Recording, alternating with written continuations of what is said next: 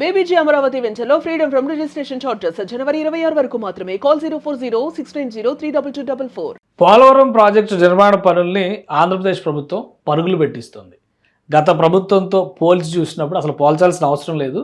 But పని విషయంలో మాత్రం కేంద్ర రాష్ట్ర ప్రభుత్వాలు సమన్వయంతో వ్యవహరిస్తున్నటువంటి తీరు. దాదాపు 83-85% పనులు కంప్లీట్ చేస్తామని చెప్తున్నారు. అలానే ఎప్పటికప్పుడు ఎక్స్పర్ట్ కమిటీలు, పోలవరం ప్రాజెక్ట్ అథారిటీ, అలానే సిడబ్ల్యూసి సెంట్రల్ వాటర్ కమిషన్కి సంబంధించినటువంటి సభ్యుల బృందాలు, విదేశీ నిపుణులు ప్రత్యేకంగా ఈ నిర్మాణం కోసం ఎంగేజ్ చేసింది ఆంధ్రప్రదేశ్ ప్రభుత్వం. వీళ్ళు తరచూ పర్యటనలు చేస్తున్నారు. ఈ రోజు కూడా మరొక దఫా విదేశీ నిపుణుల బృందంతో కలిపి కేంద్ర జలవనరుల శాఖతో ఉన్నటువంటి అధికారులు, పోలవరం ప్రాజెక్ట్ ఆఫీసర్స్ కూడా పోలవరం సైట్ని సందర్శించారు. అసలు అక్కడ ఏం జరుగుతుందో ఒకసారి మనం తెలుసుకునే ప్రయత్నం చేద్దాం. ఇక్కడ ప్రస్తుతం గ్యాప్ 1 అంటే ఏదైతే డయాఫ్రమ్ వాల్కి జరిగినటువంటి డ్యామేజ్ ఉందో అక్కడ గ్యాప్ 1 నిర్మాణం ఎలా జరిగింది, దానికి సంబంధించినటువంటి ఆరా తీస్తున్నారు. వీళ్ళందరూ కూడా పోలవరం విదేశీ నిపుణుల బృందం కూడా ఇందులో ఉంది.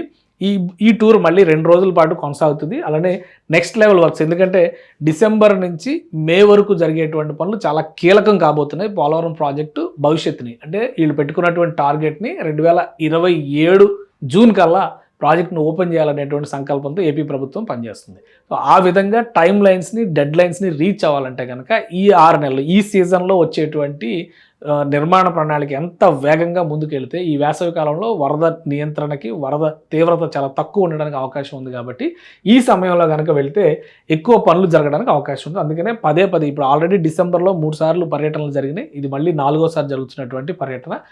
అక్కడ జరుగుతున్నటువంటి ఆల్రెడీ బట్రస్ డ్యామ్ నిర్మాణం కావచ్చు, అది ఆల్రెడీ 90-95% కంప్లీట్ అయిందని చెప్పారు. ఇప్పుడు గ్యాప్ 1 ఫిల్లింగ్ వర్క్స్ కానీ, మెయిన్ డ్యామ్ నిర్మాణానికి సంబంధించినటువంటి పనులు, వీటన్నిటిని కూడా వరుస పెట్టి తనిఖీలు చేస్తున్నారు.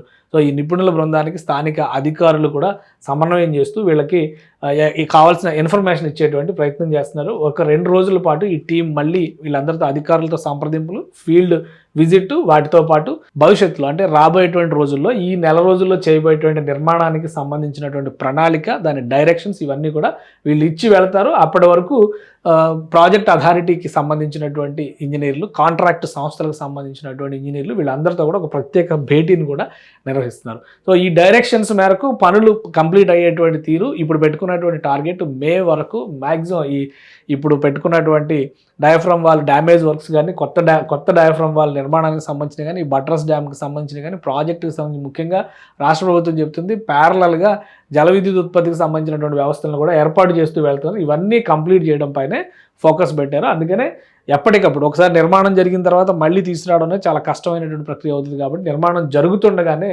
నిపుణుల బృందాన్ని ఇందులో ఇన్వాల్వ్ చేసేటువంటి ప్రయత్నం ఆంధ్రప్రదేశ్ ప్రభుత్వం చేస్తోంది. ఈ పర్యటన తర్వాత వీళ్ళు ఇవ్వబోయేటువంటి నివేదిక ఈ 5 నెలల పాటు అంటే మే వరకు జరిగేటువంటి నిర్మాణ ప్రణాళికకి ఒక రూట్ మ్యాప్ కింద మనం పరిగణించవచ్చు.